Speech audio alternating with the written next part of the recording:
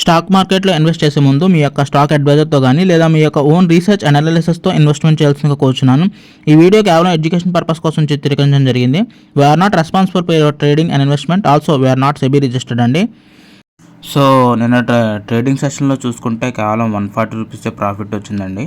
And అందులో మళ్ళీ taxes cut చేసుకుంటే 78 రూపీస్ ప్రాఫిట్ అనమాట.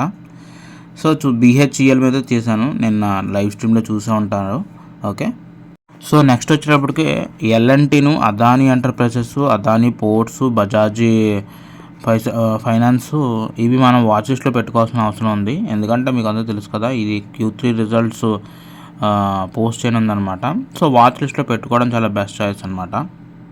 సో చూసుకున్నట్లయితే వాల్టస్ కంపెనీ అనేది రీసెంట్ టైమ్స్లో అక్టోబర్ టు డిసెంబర్ క్వార్టర్ ఏదైతే ఉందో చాలా మంచి రిజల్ట్స్ అయితే పోస్ట్ చేయడం జరిగిందనమాట. దాని కంపెనీ తాలూకు 131 కోట్ల ప్రాఫిట్స్ని అనౌన్స్మెంట్ ఇస్తూనే at the same time mean while దాని రెవెన్యూ ఫ్రమ్ ఆపరేషన్స్, ఓకేనా, సో అదంతా చూసుకుని ఇయర్ బేసిస్ మీద అయితే 3,105 కోట్ల ప్రాఫిట్ అనేది చూపించినట్టుగా ఇది వెల్లడించిందనమాట. సో ఇది చాలా పాజిటివ్ న్యూస్. ఈరోజు స్టాక్ని వాచ్ లిస్ట్లో పెట్టుకోవాలి వాల్టస్ కంపెనీని. మంచి ర్యాలీ ఇచ్చే ఛాన్స్ ఉందన్నమాట. So Voltas. So guys, last and least, ఎవరైనా ఛానల్ కొత్తగా వస్తే దయచేసి సబ్స్క్రైబ్ చేయడానికి ట్రై చేయండి. And at the same time ఈ వీడియో నచ్చితే దయచేసి లైక్ బటన్ కొట్టండి. కామెంట్ సెక్షన్లో మీ యొక్క ఒపీనియన్ చెప్పడానికి ట్రై చేయండి, ఓకేనా. మీ యొక్క ప్రతి ఇంటరాక్షన్ అనేది నేను కామెంట్స్ చదువుతూ ఉంటాను. సో ఫస్ట్ ప్రిఫరెన్స్లో పెడతాను. అట్ ద సేమ్ టైం ఎవరైనా వాట్సాప్ గ్రూప్లో జాయిన్ అవ్వబడితే జాయిన్ అవ్వడానికి ట్రై చేయండి. లింక్ అనేది డిస్క్రిప్షన్లో ఉంటుంది, ఓకేనా.